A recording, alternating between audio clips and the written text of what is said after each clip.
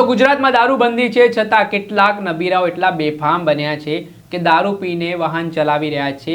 નિર્દોષ લોકો જે રસ્તા પરથી પસાર થઈ રહ્યા છે તેમના જીવનને તો મામૂલી સમજીને તેમને મોતને ઘાટ ઉતારી રહ્યા છે ને તેઓ સમજતા હોય છે શું વાંધો છે, જે ઘટના બની છે તેમાં સજા થશે, જેલમાં જઈશું, છૂટીને આવી જઈશું, તે પ્રકારના વહેમમાં તેઓ જીવતા હોય છે। ભૂતકાળમાં પણ ઘણા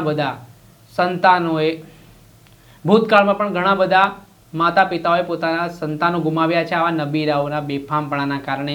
ત્યારે અમદાવાદના વસ્ત્રાપુર ખાતે આવેલા હિમાલય મોલ પાસે દારૂના ધૂત નશામાં એક નબીરા દ્વારા બેફામ રીતે કાર ચલાવવામાં આવી 8 જેટલા લોકોને કચડવામાં આવ્યા। આ બનાવ છે ગઈકાલે 10 વાગ્યાની આસપાસનો। આ ઘટનાના કારણે જે રીતે થાર ચાલક નબીરાએ આ લોકોનો અકસ્માત કર્યો તેના કારણે આસપાસના લોકોના ટોળે ઉમટી પડ્યા। આ ઘટનાને લઈને લોકોમાં પણ ભારે રોષ જોવા મળ્યો। લોકોએ નબીરા હરેશ ઉર્ફે આકાશ ઠાકોર, જેનું નામ હાલ આરોપીનું સામે આવેલું છે, તેને પકડીને ધોલાઈ કરવાનો પ્રયાસ કર્યો। તો આરોપીએ એક તો અકસ્માત સર્જીને ત્યારબાદ તેણે લોકોથી બચવા માટે થારમાં રહેલો જે છરો છે તે છરો કાઢ્યો અને લોકોને ડરાવવાનો પ્રયાસ કર્યો, હુમલો કરવાનો પ્રયાસ કર્યો। ત્યાટલેથી ન અટક્યો, તેણે તેની પાસે રહેલો જે પથ્થર છે તે પથ્થર વડે પણ લોકો પર હુમલો કરવાનો પ્રયાસ કર્યો અને આના કારણે જનતા વધુ ઉશ્કેરાઈ।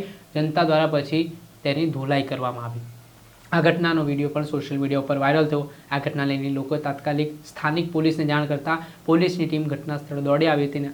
આરોપી હરેશ ઉર્ફે આકાશ ઠાકોરની ધરપકડ કરી છે, જે મૂળ થલતેજનો રહેવાસી છે અને તે વસ્ત્રાપુર હિમાલય મોલ પાસેથી દારૂ પીને નીકળી રહ્યો હતો। આ મામલાના સંદર્ભમાં સ્થાનિક પોલીસે ડ્રિંક એન્ડ ડ્રાઈવ તેમજ અલગ અલગ કલમો હેઠળ આરોપી સામે ગુનો નોંધ્યો છે અને કાયદેસરની કાર્યવાહી કરી છે।